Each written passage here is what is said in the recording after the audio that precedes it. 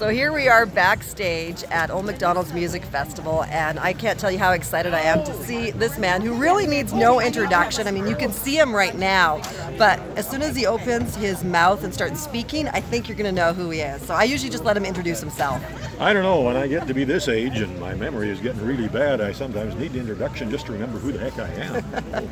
Nice boots, Stella. Oh, well, thank you. I don't know if I could see. Yeah, I bought them at Big Valley Jamboree there. Of course, we're standing next to Hugh McLennan of Spirit of the West, a show that you can hear on CFCW Saturday mornings at 6, and then the encore performance Sunday at 6 p.m. So you were telling me that you were actually born and raised in Alberta. Well, this is kind of cool because you just did Meals in the Field, and you said you're about 8 or 10 miles west of Wetaskiwin. Yeah, along the QE2 there, yeah, so it wasn't well, too bad, yeah. My uncle had a farm just 7 miles west of Millicent on the old Mulhurst Road. Of course, I grew up in Edmonton, and I hated being in the city. I just had country in my heart, and every spare moment, summer holidays, Christmas holidays, Easter holidays, my cousin and I were out there on the farm, riding the old workhorses around, harassing the milk cows and everything, dreaming about being cowboys. That's, got a lot of special memories in that part of the world.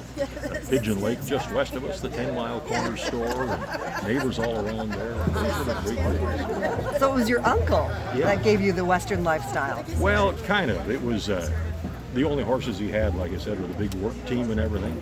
But rural Alberta, is just such a special place. And back in the 40s, they built a couple of wooden granaries, and the two of them slept in one granary and used the other one for storage. When they built their first home, which still stands on the place. And they just carved out everything, growing some crops, and milk cows and chickens, and they were so self-sufficient.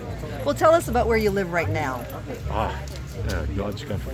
Just a part of paradise. We are, about an hour's drive outside of Kamloops, way up in the hills, 3,100 feet elevation, and it's semi-alpine mountainous country, basically rangeland. It's only good for growing trees and grazing cattle. And the fences are long ways apart, and you can saddle a horse at the barn and ride for hours and hours, and maybe open 1 or 2 gates and never be on a road. And that's just cowboy heaven for us. And the neighbors are quite a ways away. You can't see them, but if you need a hand, they're right there to help you. How many head of cattle do you have?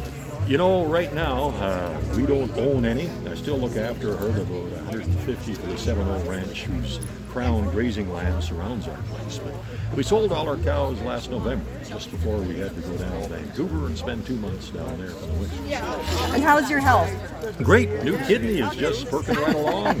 Lewis, the Big Rig McIver, morning guy on New Cap's Kamloops station, Country 103.1, donated a kidney.